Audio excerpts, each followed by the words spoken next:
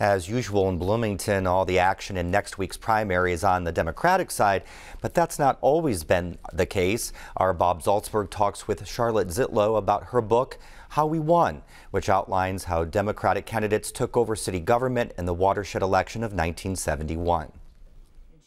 Charlotte Zietlow remembers when she and her husband Paul moved to Bloomington in 1964. She had been active in political organization in Ann Arbor and wanted to be involved in her new city. Someone came to her door to register her to vote. I said, "Is there a Democratic Party in town?" She said, "Well, not much."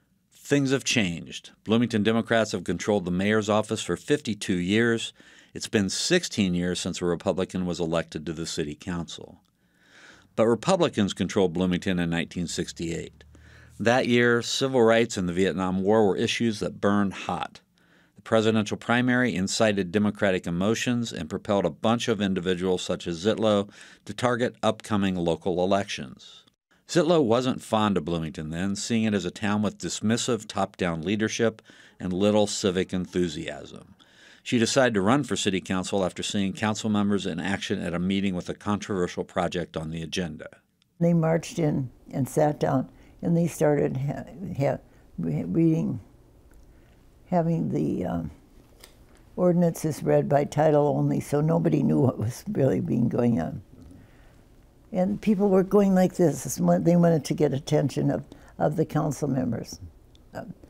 They were ignored. The people were ignored. They were angry and fuming. And I thought, you know, I could do better than this. Zietlow thought there was a better way to conduct government business. She soon found out others felt the same way. My main concern is people should be allowed to speak. That was my main concern. And so that was mine. And then it turned out there were 8 or 9 people in the community who lived in different places in town and who had come here from other places. All of us came from someplace else, and we brought with us the positive things that we remembered about where we came from. This collection of people didn't know each other when they began thinking about running for office. This motley crew, as Zietlow calls her fellow candidates, included a minister, an employee of the University Computing Center, a 23-year-old anti-poverty activist, and a shoe salesman. 2 had witnessed human rights violations in the South. Each had specific interests, from planning and zoning to environmental issues to substandard housing. They all believed in participatory democracy. We all really wanted people to be able to speak out and to have them. Well, participatory democracy was the slang or slogan. As people who are ruled get to participate in it. So that became our mutual goal, and brought us together. It seems so simple now. But this is not just a simple story about newcomers throwing out the old guard. This was the first municipal election after 18-year-olds were given the right to vote. National media, including the Los Angeles Times, the Chicago Tribune, and the New York Times, paid attention. What would the youth vote mean? After the election, a New York Times story suggested the student vote swept mayoral candidate Frank McCloskey and 8 Democratic council candidates into office. What they were convinced of, many people were convinced of, the students would vote, and then they would take over the town.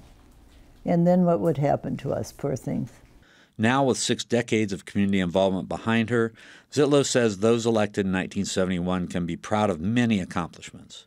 For example, in economic development, environmental protection, public transportation, social services, public safety, and public health. She says elected officials had a lot of help. We engaged people in the community to come and help us solve our issues. She says that's a message of her book, along with the idea you can work with people you disagree with and get things done to solve problems. For Indiana News Desk, I'm Bob Zaltsberg. Don't forget, Tuesday is primary election day for municipal offices. You can vote early through Monday at the Monroe County election site on South Walnut Street in Bloomington.